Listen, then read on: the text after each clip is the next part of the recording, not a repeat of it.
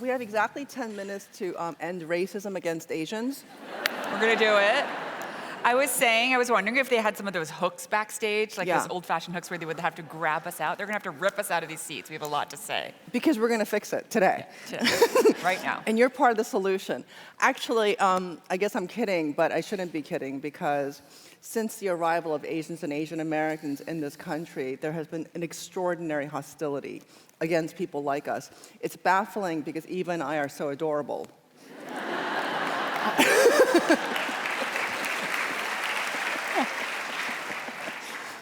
That said, after 2020 and the pandemic, we had language from the very top of this country, which was supported by parts of this country, that believed that this virus came from Asia. It was given names that I do not need to repeat here. Since March of 2020 until December 2021, we saw over 11,000 reported incidents of hate. We are New Yorkers here, I believe, which means that you know that the highest rate of all these incidents that were reported came from this city. Yes, we have seen people get murdered. We have seen people get stabbed. We have seen people get hit with hammers. We have seen elderly women set on fire. We have seen people be insulted, spat upon, and then there are the microaggressions on a daily basis, which are deeply, deeply harmful to children. I'm angry. Eva is very composed. I hold my anger in, so it's all gonna erupt at some point. Your version is probably healthier, to be honest. Why in the world would people hate lovely people like us? Well, we have the model minority myth. We are perceived to be disease carriers. We are considered perpetual foreigners ever since we have arrived here. We are also scapegoats every single time there is a crisis in this country, especially since Asian countries are perceived to be a threat. Undergirding all of these issues are these emotions, which is something that Eva and I, as writers, specialize in. Undergirding such ideas are hatred, fear, envy, anger, anxiety, contempt, and disgust. Well, if language, such as the Kung flu or the China virus, can create action towards hostility and enact them upon those among us who are the least powerful, what can we do to use this very same language to change our narrative? So one of the first questions that I wanted to talk to Eva about, because we're both writers, is how do we have a counter-narrative? And recently, Eva has just produced a beautiful children's book, which means that we're really starting from the ground up. How do we re-educate minds? And the book is called I Am Golden, and I was wondering if you could talk about what prompted you to write this book. Well, I wrote this book, and thank you for, she just said everything. We don't even need the hooks, we're done. Thank you for being so brilliant and articulate and just eloquent as always. So I wrote this book, I Am Golden, during the COVID-19 crisis when I had been doing phone calls with my parents for the same reasons that you mentioned earlier, telling them to wear hats, wear sunglasses, not speak Chinese on the street, always have a buddy when they went out, because I was worried. I was scared for them. I thought they had big bullseye targets on their back for the violent attacks that were sweeping across the city. And my daughter is 7 years old. She just started reading recently. And I remember there was graffiti in Union Square that said, China virus, go back to where you don't belong here, go back. And she asked me, what does it mean? And so I spent a lot of the COVID-19 crisis thinking about, growing closer to my parents, of course, because they were in our basically tiny pod, but also thinking about ways to describe, being Asian American, being Chinese American to my kids who are just beginning to question. And I never had a book like this growing up that described the experience of being a first-generation American, that described the fear you might feel, that described, for me, what very much was growing up between worlds. I was born here, but I spent all my time with my family speaking like purely in Mandarin Chinese. Oh, I didn't know that. And I still feel like very much like my parents are going through all this insurance stuff right now, and I don't know how to say insurance adjuster in Mandarin, but I'm still very much their translator. I'm still like on every doctor's appointment with them because they can't speak the language. And so this book was meant to be an anthem and a manifesto for like Asian American joy. I think it's so important, as you said, Asians are often scapegoated, depicted in frankly like horrifyingly stereotypical ways considering it's 2022.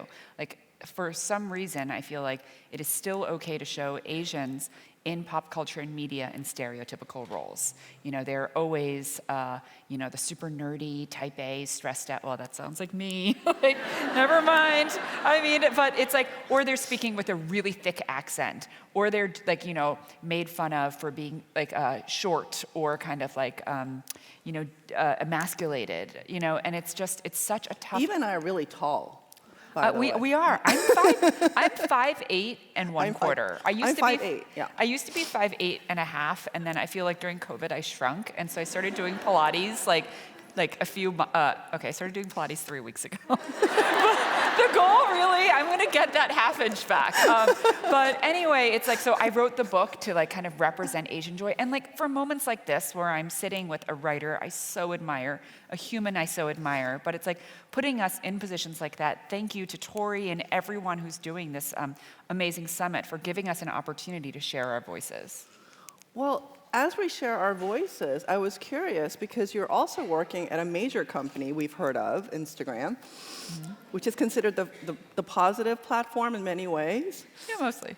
I find a lot of inspiration from Instagram. I know, like you and I connected through Instagram to begin with. I remember following you, and then she liked one of my posts, and I literally was like, oh my God, like Minjin Lee just liked one of my posts about my books, and I like started sweating. But it's like, for me, been an incredibly positive place because I feel like, especially during Stop Asian Hate, and I'm curious to hear your take on it, I feel like a bunch of us all kind of coalesced together on Instagram and found each other on Instagram. So it's like you, it's me, it's Prabal, it's Philip Lim, it's like Jeremy Lin. I feel like all of us have gotten together and found our voices. And I remember when we launched the hashtag Stop Asian Hate, like working on the design with Patrick Lee from the New York Times. It was just like incredible that we all came together through Instagram. And so I totally derailed your question, but. No, that's okay. No, that's okay because this is really important.